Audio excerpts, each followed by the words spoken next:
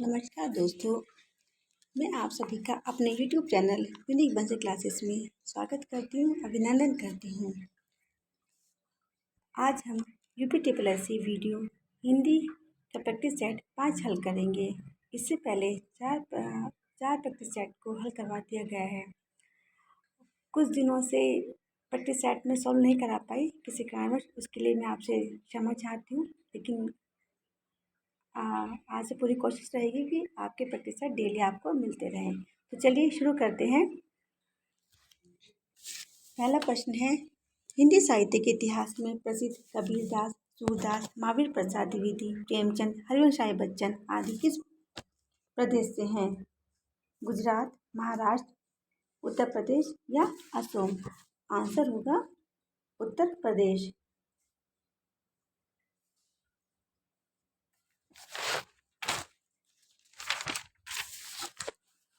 कबीरदास जी वाराणसी से संबंधित हैं।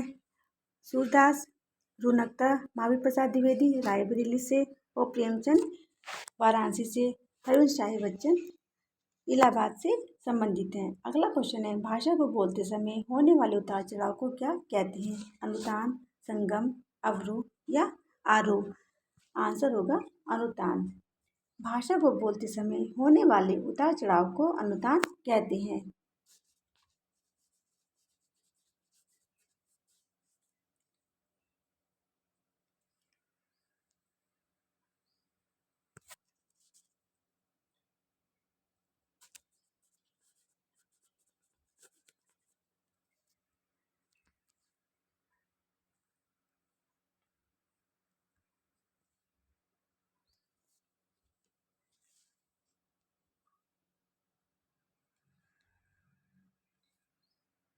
अगला क्वेश्चन है, रेलगाड़ी एक डैश शब्द है? देशज, विदेशज, तद्भव या शंकर?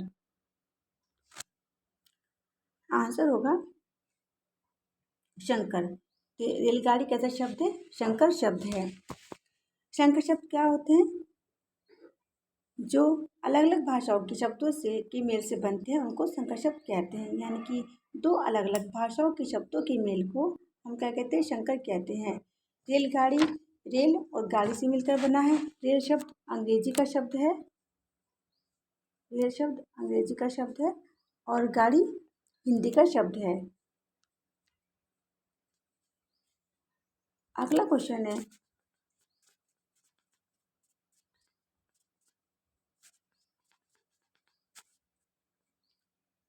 वीर रस का स्थायी भाव है? क्रोध, भय, उत्साह या विस्मय? आंसर होगा वीर रस का स्थायी भाव होगा उत्सव। अगला क्वेश्चन है, मानसिक और शारीरिक कष्ट द्वारा उत्पन्न शिथिलता को क्या कहते हैं? मोह, ग्लानि, आवेग या असूया? मानसिक और शारीरिक कष्ट द्वारा उत्पन्न शिथिलता को हम क्या कहते हैं? ग्लानि कहते हैं। ऑप्शन बी इसका राइट आंसर।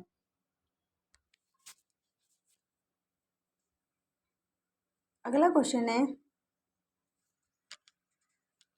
भौर का सही पर्यायवाची शब्द बताइए? कुंज, आली, भ्रमर या खद्योत? आंसर होगा भ्रमर।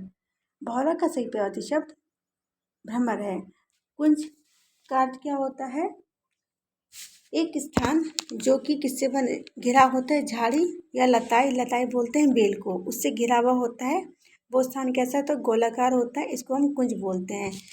कुंज स्थान किसको बोलते हैं? जो झाड़ी और लताओं से घिरा हुआ स्थान होता है उसको हम कुंज बोलते हैं। आली, ये जो आली दिया है, जो ला पे दीर्घ ई की मात्रा लगी है, इस वाले आली को हम बोलते हैं सखी, सहेली। खद्योत, खद्योत का अर्थ होता है जुगनू। अगला क्वेश्चन है, निम्न में से स्त्रीलिंग शब्द कौन सा है? शोभा, शस्त्र, पालन या नृत्य?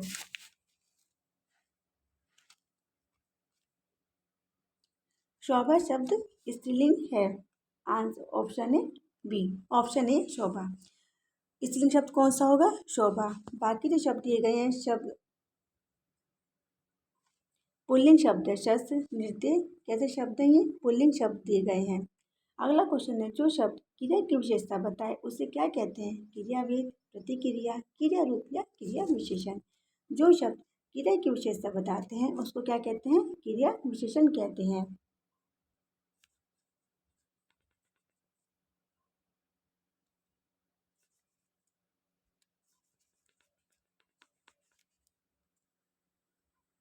अगला क्वेश्चन है, दिए गए विकल्पों में से सही का चयन करके ठीक स्थानों की पूर्ति कीजिए। कन्या की डैश के आरोप में उन्हें आजीवन जेल हुई, पगड़ी, बारी, दृष्टि या हत्या। आंसर होगा हत्या। कन्या की हत्या के आरोप में उन्हें आजीवन जेल हुई। अगला क्वेश्चन है, मैं आज तक परीक्षा में सफल हुई हूँ। रेखांकित शब्द की पहचान करिए। निपात, विशेषण, सर्वनाम या संज्ञा। इसमें पूछे तक शब्द कैसा है? निपात है, विशेषण है, सर्वनाम है या संज्ञा है? तक शब्द है निपात। मैं आज तक परीक्षा में सफल ही हुई हूँ। रेखांकित शब्द की पहचान कीजिए। तो किस तरह का शब्द है? निपात शब्द है। निपात क्या होते हैं? ये जो शब्द होते हैं वाक्य के भाव को बल प्रदान करते हैं। अगला क्वेश्चन है, इनमें से कौन विराम चिन्ह का प्रकार नहीं है? निर्देशक, लाघव, उपदेशक या विवरण। आंसर होगा उपदेशक। उपदेशक जो होता है वो विराम चिन्ह का प्रकार नहीं है। निर्देशक साइन जो होता है वो ऐसे बनता है। लाघव ऐसे बनता है। जैसे आपने देखा होगा कि डॉक्टर, जब हम किसी का डिग्री, किसी का नाम शॉर्ट में लिखते हैं तो आपने देखा डॉक्टर ऐसे ना पूरा ना लिखकर शॉर्ट में हम क्या लिखते हैं? डॉक्टर। ऐसे जो साइन बनता है जीरो की तरह बनता है, जो ये लाघव चिन्ह होता है। विवरण चिन्ह बनता है इस तरह से। अगला क्वेश्चन है, जिन संज्ञाओं से एक ही प्रकार की वस्तु अथवा व्यक्तियों का बोध हो उन्हें क्या कहते हैं? जिन संज्ञाओं से एक ही प्रकार की वस्तु अथवा व्यक्ति का बोध होता है उन्हें हम क्या कहते हैं? जातिवाचक संज्ञा कहते हैं। अगला क्वेश्चन है,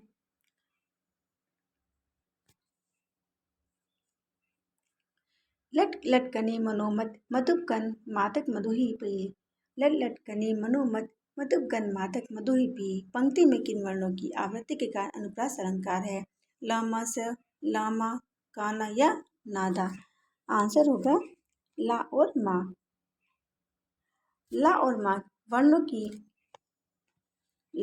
वर्णों की आवृत्ति के कारण यहाँ पर कौन सा अलंकार है? अनुप्रास अलंकार है। अगला क्वेश्चन है, आदि से लेकर अंत तक के लिए एक शब्द होगा। आजीवन, आद्योपांत, आत्मोत्सर्ग या आग्नेय। आदि से लेकर अंत तक के लिए एक शब्द होगा आद्योपांत। अगला क्वेश्चन है, निम्न में कौन सा शब्द विदेशज नहीं है? लोटा, कॉपी, माचिस या जज। आंसर होगा लोटा। लोटा शब्द विदेशज नहीं देशज शब्द है।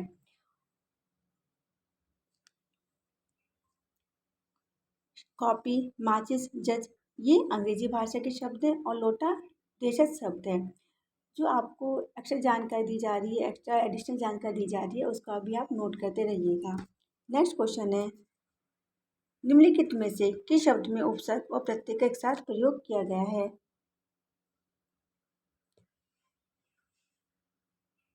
हिस्सेदार, अभिमानी, कृपालुता या भारतीयता। आंसर होगा ऑप्शन बी अभिमानी। अभिमानी में उपसर्ग और प्रत्यय का एक साथ प्रयोग किया गया है।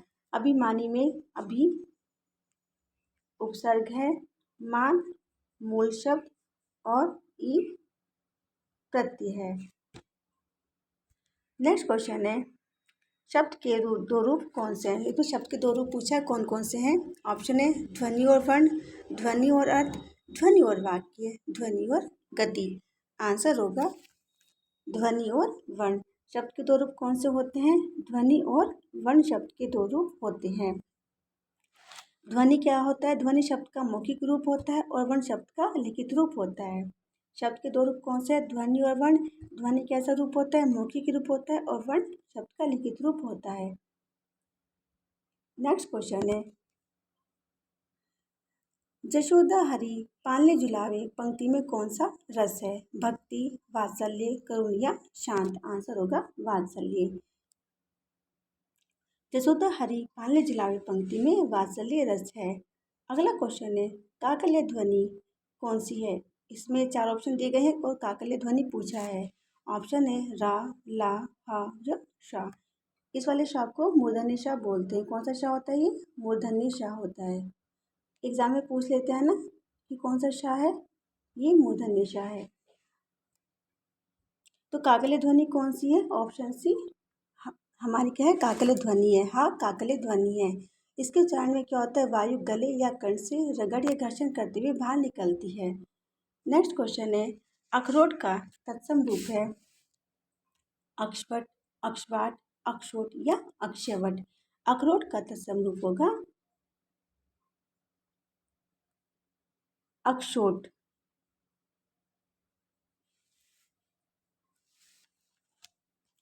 नेक्स्ट क्वेश्चन, नाग रगड़ना का सही अर्थ क्या है? नाग में चोट लगना, इज्जत देना, दीनतापूर्वक प्रार्थना करना या चापलूसी करना। आंसर होगा ऑप्शन सी, दीनतापूर्वक प्रार्थना करना। अगला क्वेश्चन है, पंच परमेश्वर के लेखक कौन है? रामचंद्र शुक्ल, मुंशी प्रेमचंद, जयशंकर प्रसाद या महादेवी वर्मा। पंच परमेश्वर के लेखक हैं मुंशी प्रेमचंद। यह ये इसकी किसकी कहानी है? ये मुंशी प्रेमचंद की कहानी है और इसका रचना काल क्या है? 1905 इसका रचना काल है। और इस कहानी में क्या है, किस पर प्रकाश डाला गया है? पंच की गरिमा और कर्तव्य पर प्रकाश डाला गया है। कई बार एग्जाम में देखा होगा आपने कि पूछा जाता है ना कि इसका मूल भाव क्या है या किस पर प्रकाश डाला गया है, तो पंच की गरिमा और कर्तव्य पर प्रकाश डाला गया है। नेक्स्ट क्वेश्चन है, जिस वाक्य में कर्ता की प्रधानता होती है, लिंग वचन प्रायकर्ता के अनुसार होते हैं, वे वाक्य क्या कहलाते हैं? कर्मवाच्य, कर्तृवाच्य, भाववाच्य या सरल वाच्य। जिस वाक्य में कर्ता की प्रधानता होती है उसको हम क्या कहते हैं? कर्तृवाच्य कहते हैं। Option B is the right answer. Next question, हमें सूर्य नमस्कार करना चाहिए। रेखांकित शब्द का पर्यायवाची शब्द बताइए। दिनकर, नरेश, कलाधर या सारंग। सूर्य का पर्यायवाची शब्द पूछा है, आंसर होगा दिनकर। कलाधर कहते हैं चंद्रमा को। नेक्स्ट क्वेश्चन है,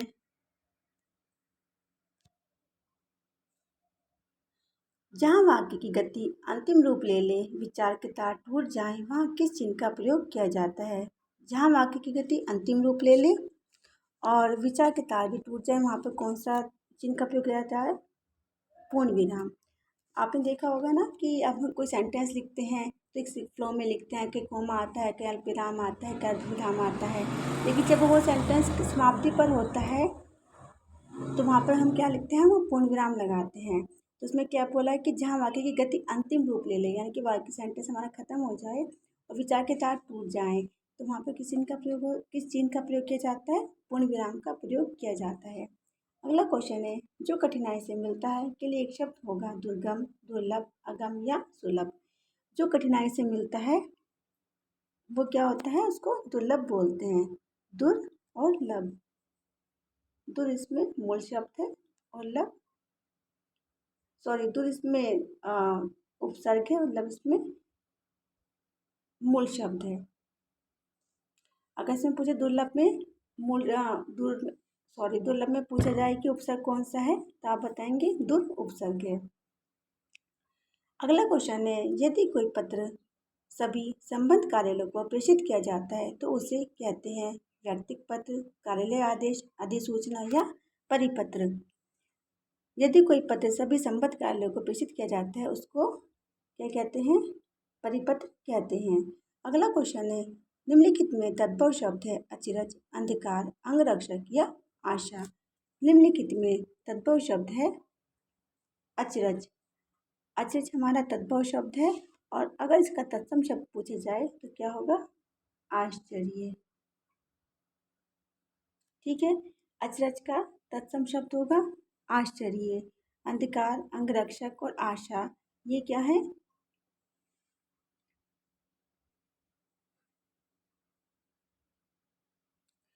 तत्सम शब्द हैं। अंधकार, अंगरक्षक, आशा कैसे शब्द हैं? तत्सम शब्द हैं। अंधकार का तद्भव होगा अंधेरा।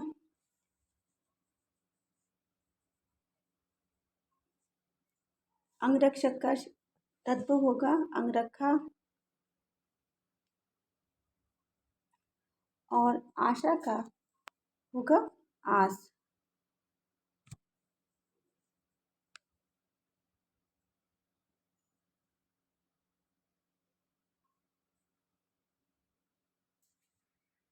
ठीक है, एक बार फिर से देख लीजिए। इसमें पूछा है क्वेश्चन नंबर 28, निम्नलिखित में तत्व शब्द है। कौन सा तद्भव शब्द है? अच्युत शब्द तद्भव शब्द है और इसका तत्सम होगा आश्चर्य। और अंधकार, अंगरक्षक और आशा कैसे शब्द हैं? ये तत्सम शब्द हैं और इनका तद्भव होगा, अंधकार का तद्भव होगा अंधेरा, अंगरक्षक का अंगरखा और आशा का तद्भव होगा आस। नेक्स्ट क्वेश्चन है, निम्नलिखित में कौन सा शब्द अलंकार है? उपमा, रूपक, उत्प्रेक्षा या यमक।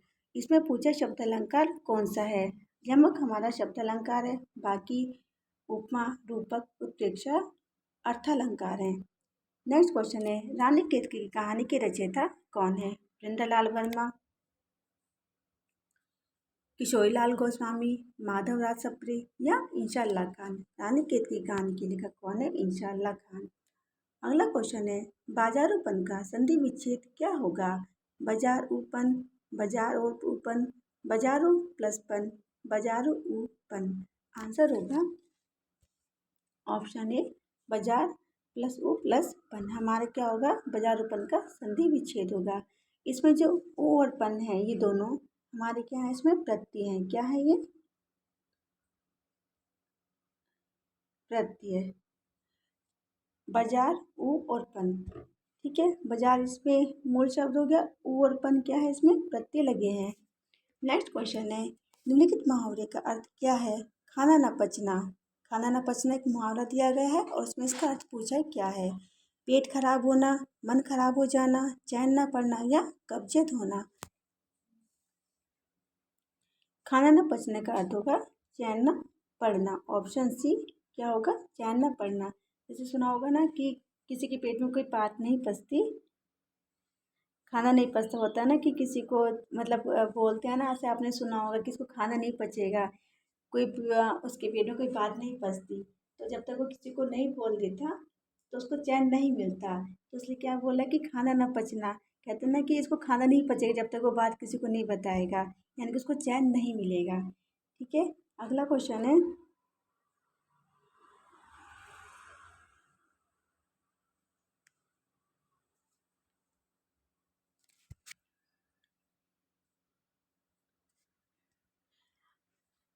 अक्षय वर्ण किस योग से बना है? क और श, क और च, क और छ, क और श। आंसर होगा ऑप्शन ए का और श। का इसमें हलंत है और मूर्धन्य श। नेक्स्ट क्वेश्चन है, लंबोदर में कौन सा समास पाया जाता है? बहुव्रीहि, द्विगु, द्वंद या क्रमधारय। लंबोदर में लंबोदर किसके लिए आता है? बहुव्रीहि समास है। लंबा है उदर किसका, किसके लिए आता है? गणेश जी के लिए आता है। मलिक मोहम्मद जैसी ने पद्मावत महाकाव्य की रचना किस भाषा में की थी? अवधी, मैथिली, छत्तीसगढ़ी या मगधी। मलिक मोहम्मद जैसी ने पद्मावत महाकाव्य की रचना किस भाषा में की थी? अवधी में की थी। अवधी कौन सी भाषा? हमारी पूर्वी हिंदी की बोली। अवधी कौन सी बोली है? पूर्वी हिंदी की बोली है। नेक्स्ट क्वेश्चन है, ये गद्यांश दिया गया है, इसमें पढ़ लेते हैं। निर्देश प्रश्न संख्या 36 से 40। दिए गए गद्यांश के आधार पर निम्नलिखित प्रश्नों के उत्तर दीजिए। एक संस्कृत व्यक्ति किसी नई चीज की खोज करता है, किंतु उसके संतान को वह अपने पूर्वज से अनायासी प्राप्त हो जाती है। न्यूटन ने गुरुत्वाकर्षण के सिद्धांत की खोज की, वह संस्कृत मानव था। हम आज के भौतिक विज्ञान के विद्यार्थी को न्यूटन की अपेक्षा अधिक सभ्य भले ही कह सके, पर न्यूटन जितना संस्कृत नहीं कह सकते। भौतिक प्रेरणा, ज्ञानेप्सा, क्या ये दो ही मानव संस्कृति के माता पिता हैं? सुनते हैं रूस का भाग्य विधाता लेनिन अपने डेस्क में रखे हुए डबल रोटी के सूखे टुकड़े स्वयं न खाकर दूसरों को खिला दिया करता था। वे आखिर ऐसा क्यों करता था? संसार के मजदूरों को सुखी देखने का सपन देखते हुए कार्ल मार्क्स ने अपना सारा जीवन दुख में बिता दिया। और इन सब से बढ़कर आज नहीं, आज से 2500 वर्ष पूर्व सिद्धार्थ ने अपना घर केवल इसलिए त्याग दिया कि किसी तरह तृष्णा की वशीभूत लड़ती कटती मानवता सुख से रह सके। हमारी समझ से मानव संस्कृति की जो योग्यता आविष्कार कराती है, खोज कराती है, नवीन जानकारी कराती है और किसी महामानव से सर्व त्याग कराती है, वह संस्कृति है। इसमें संस्कृति के बारे में बताया गया है। क्वेश्चन है 36। संस्कृति वह योग्यता है जो नवीन आविष्कार कराती है, नवीन खोज कराती है, सर्व त्याग कराती है या उपयुक्त सभी। आंसर होगा उपयुक्त सभी। संस्कृति क्या है? संस्कृति नवीन आविष्कार कराती है, खोज कराती है और सब कुछ त्याग कराती है, वही क्या है? हमारी संस्कृति है। अगला क्वेश्चन है, गुरुत्वाकर्षण का सिद्धांत विज्ञान की किस शाखा से संबंधित है? जीव विज्ञान, रसायन विज्ञान, भौतिक विज्ञान या वनस्पति विज्ञान। गुरुत्वाकर्षण का सिद्धांत भौतिक विज्ञान से संबंधित है। नेक्स्ट क्वेश्चन, रूस का भाग्य विधाता किसे कहा जाता है? लेनिन को, न्यूटन को, माओ त्से-तुंग को या कार्ल मार्क्स को। रूस का भाग्य विधाता किसको कहा जाता है? लेनिन को। किसको कहा जाता है? लेनिन को कहा जाता है। अगला क्वेश्चन है, कार्ल मार्क्स ने किसे सुखी देखने का स्वप्न देखा? जमींदारों को, राजाओं को, मजदूरों को या राजनीतिज्ञों को। कार्ल मार्क्स ने सुखी देखने का सपन किसको देखा था? मजदूरों को। अगला क्वेश्चन है, सिद्धार्थ ने अपना घर क्यों त्याग दिया? ईश्वर आराधना के लिए, संन्यास ग्रहण करने के लिए, मानवता के सुख के लिए या राजनीतिक मुक्ति के लिए। सिद्धार्थ ने अपना घर क्यों त्याग दिया था? मानवता के सुख के लिए। नेक्स्ट क्वेश्चन है, हरी गीतिका छंद में यति कितनी मात्रा पर होती है? 14-14, 16-12, 18-10 या 12-16।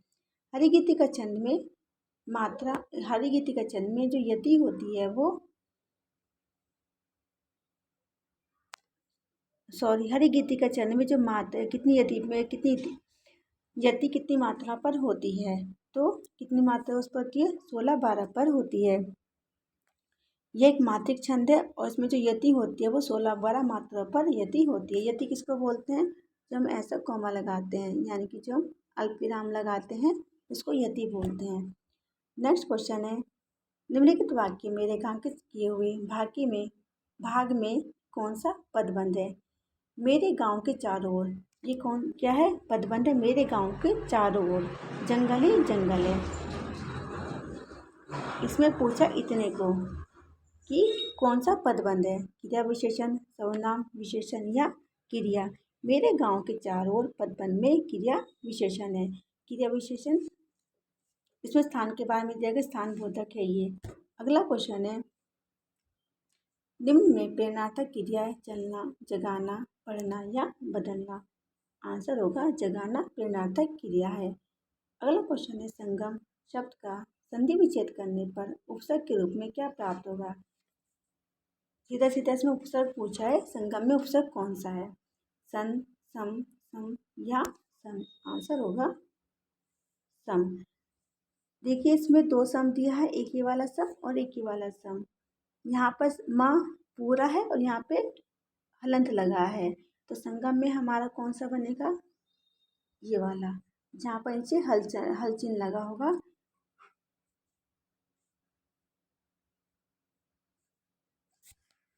अगला क्वेश्चन है, वाक्य में त्रुटिपूर्ण भाग का चयन कीजिए। यदि कोई त्रुटि ना हो तो डी भाग का चयन कीजिए। भारत सबसे बड़ा लोकतांत्रिक देश है, कोई त्रुटि नहीं।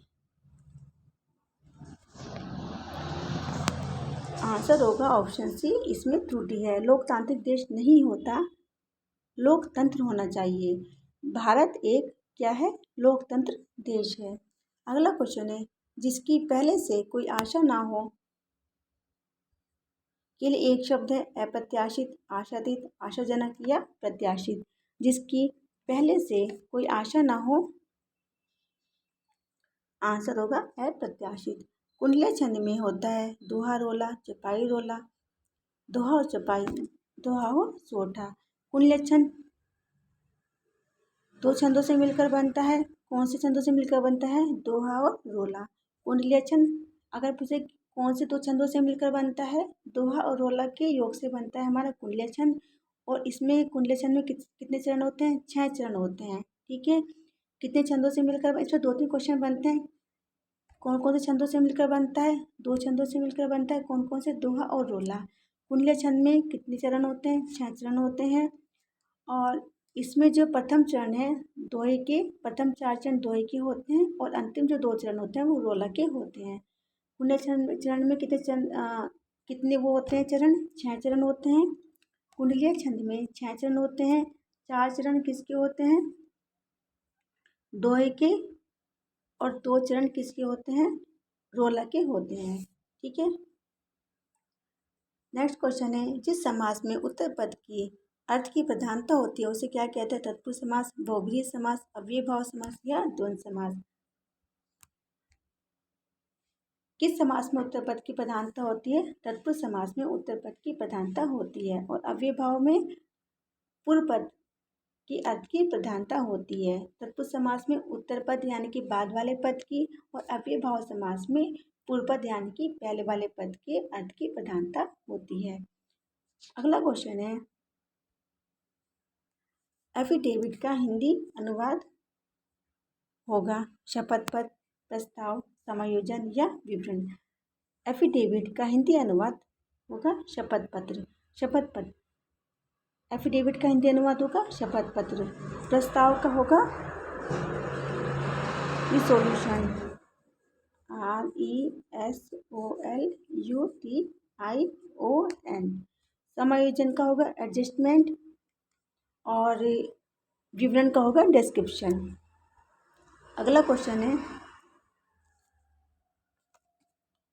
लास्ट क्वेश्चन, नीचे दिए गए वाक्य के पहले और अंतिम भाग को क्रमशः 1 और 6 की संख्या दी गई है। इनके बीच के अंशों को 4 भागों में बांटकर जा, रा, ला तथा भाग की संख्या दी गई है। ये चारों भाग उचित क्रम में नहीं है, इन चारों को उचित क्रम में लगाएं। ठीक है, एक सेंटेंस ये दिया गया है, इसको क्या क्रम में लगाना है।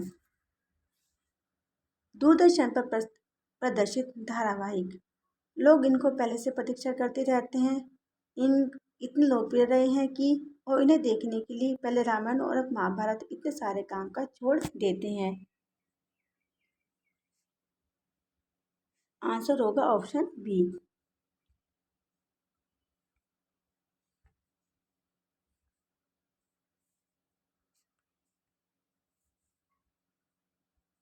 Option B.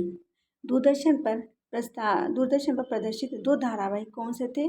पहले रामायण और अब महाभारत इतने लोकप्रिय रहे हैं कि लोग इनकी प्रतीक्षा पहले से करते रहते हैं और इन्हें देखने के लिए अपने सारे कामकाज छोड़ देते हैं। तो आंसर होगा option B is the right answer. फिर से देख लेते हैं, दूरदर्शन पर प्रदर्शित 2 धारावाहिक, यहाँ पर 2 आएगा, प्रदर्शित 2 धारावाहिक पहले रामायण और फिर महाभारत इतने लोकप्रिय रहे हैं कि लोग इनकी पहले से प्रतीक्षा करते रहते हैं और इन्हें देखने के लिए अपने सारे काम काज छोड़ देते हैं। उम्मीद है आपको आज की क्लास अच्छी लगी होगी, और अगर आपको अच्छी लगे तो प्लीज़ चैनल को सब्सक्राइब कीजिए, वीडियो को लाइक शेयर कीजिए। धन्यवाद। आज की क्लास में इतना ही। आपका दिन शुभ हो। धन्यवाद।